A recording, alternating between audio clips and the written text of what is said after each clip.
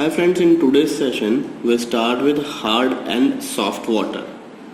Now, first word, that is hard water. So what actually means by hard water?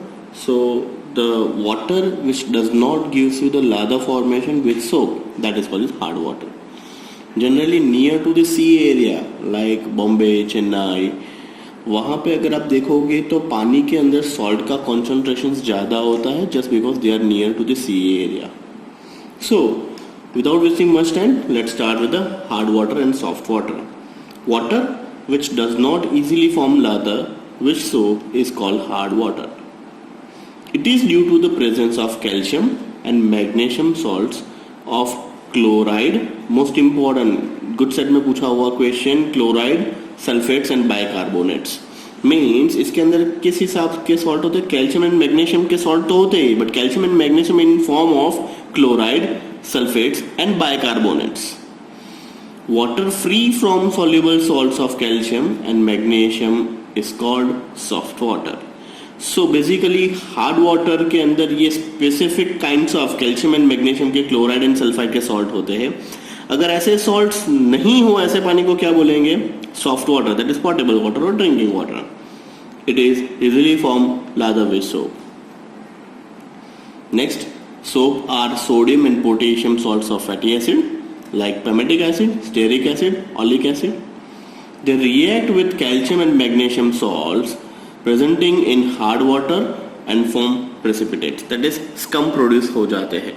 So basically what actually happen, many a time when you add soap into the water, if water is hard that does not give you the lather formation. अगर आप कपड़े धोने बैठोगे और वहाँ पे झाग नहीं बनेगा तो पता चल जाएगा that normal water is little bit hard in nature. सो ये हार्डनेस को सर ओवरकम कैसे करेंगे? Hardness are two types, one is temporary hardness, another is permanent hardness. Now temporary hardness, name itself suggest temporary hardness which can overcome easily और which can easily overcome.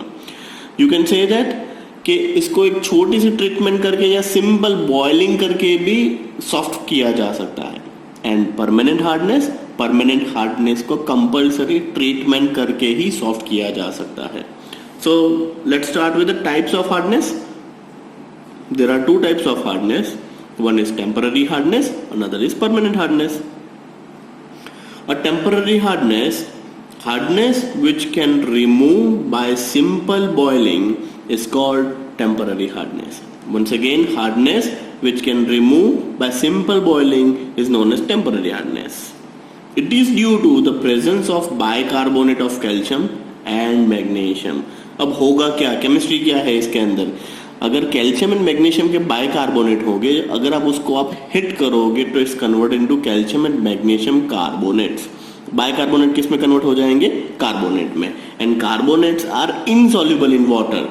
सो अगर hard water which having calcium and magnesium bicarbonate salts, when you heat it, तो पानी के lower bottom part के अंदर white crystalline compound collect होता जाएगा. That is nothing but insoluble carbonates. The following method are used to remove this temporary hardness. First क्या है? Boiling process, simple boiling. During the boiling, soluble magnesium bicarbonate is converted into insoluble magnesium hydroxide and calcium bicarbonate is converted into calcium carbonate which is insoluble. वो पानी के अंदर insoluble. They are settled on lower bottom. Which can remove by filtration. Means आप क्या करोगे? 100, 200 या 500 ml hard water है, उसको आप गर्म करोगे, बॉईल करोगे, तो सारा का सारा मैग्नीशियम बाइकार्बोनेट है वो magnesium hydroxide, and calcium bicarbonate है वो कैल्शियम कार्बोनेट में कन्वर्ट हो जाएगा and settle down on a bottom part. And फिर आप उसको सिंपल फिल्टर कर लीजिए. इनसॉल्युबल पार्ट है वो ऊपर रह जाएगा एंड नीचे जो फिल्टरेड मिला that is your soft water. Without fail equation लिखना पड़ेगा. Magnesium bicarbonate heated, magnesium hydroxide and carbon dioxide is release. Calcium bicarbonate heated, calcium carbonate H2O and CO2 is release.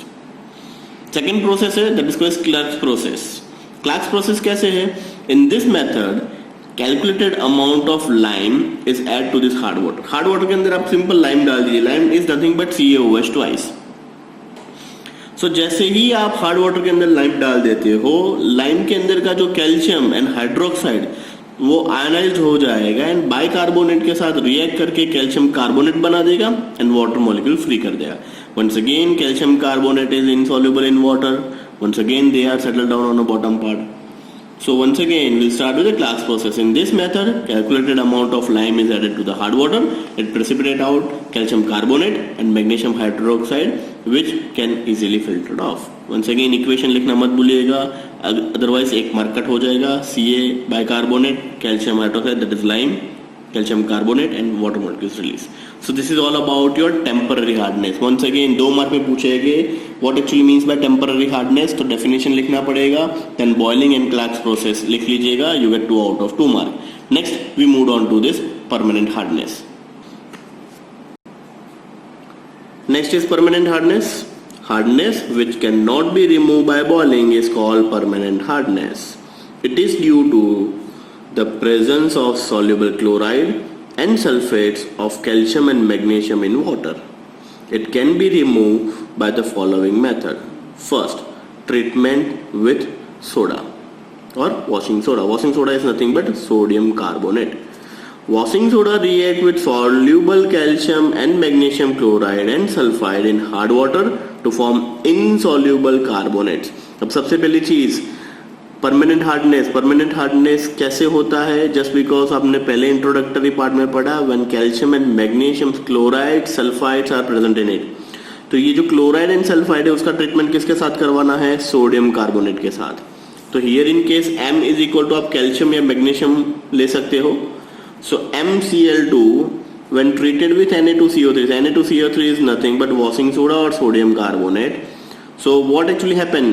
It's simple displacement reaction. M यहाँ से यहाँ चला जाएगा और ये यहाँ से यहाँ चला जाएगा. You get MCO3 and NaCl.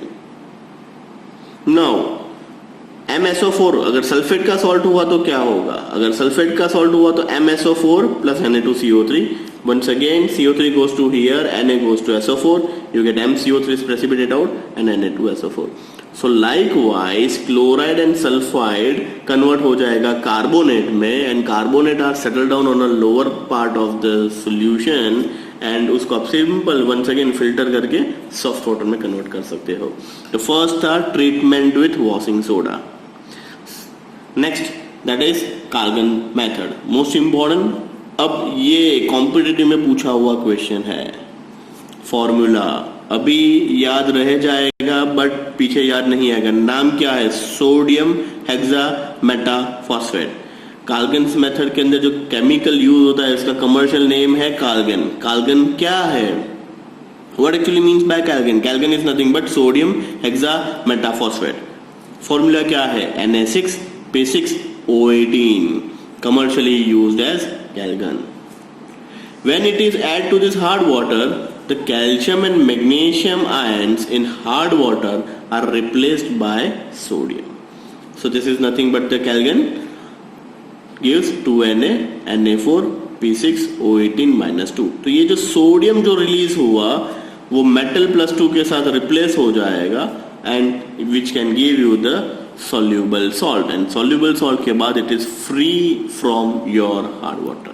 So by this treatment hardness of water can cut down and convert into soft water.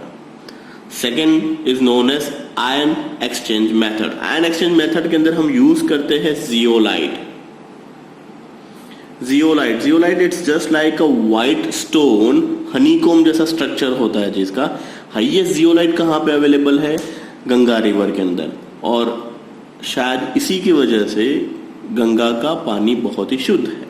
इसका रीजन जस्ट बिकॉज हिमालय में से जो भी पानी आता है बहुत सारे रॉक्स एंड उसके साथ टकराने के बाद many time is converted into hard, but just because the presence of zeolite in Ganga river it is becomes really very soft. So ion exchange process के अंदर सबसे मेन इंपॉर्टेंट पार्ट क्या है? जियोलाइट. जियोलाइट किससे बना होता है वो हम डिस्कशन करते हैं. वो एल्यूमिनियम सिलिकेट से बना होता है. डिस्कशन स्टार्ट करते हैं. Second is ion exchange method. Name itself suggest ion exchange method. Zeolite में से आयन पानी में चले जाएंगे और पानी में से जो हार्ड एक्सचेंज करने वाले आयन है वो जियोलाइट एब्सॉर्ब कर लेगा. This method is also called zeolite permuted process. Zeolite is a hydrated, किससे बना हुआ है? 1 marker question, sodium aluminium silicate. Zeolite is nothing but sodium aluminium silicate, which can be written as NaZ. When this is added to this hard water, exchange reactions takes place. When this reaction is added to this hard water, exchange reactions takes place. Exchange कहाँ पे हो रहा है? देखिए, 2NaZ plus M+2 metal कौन सा होगा? वही magnesium and calcium, just because hardness उसी की वजह से ही होता है. सो नेक्स्ट पार्ट, सोडियम यहाँ से, Z यहाँ से, तो ये जो M पार्ट है वो Z के साथ चला जाएगा. You get MZ2 and 2Na+ is releases. Zeolite is regenerated for this further use of treatment with aqueous sodium chloride.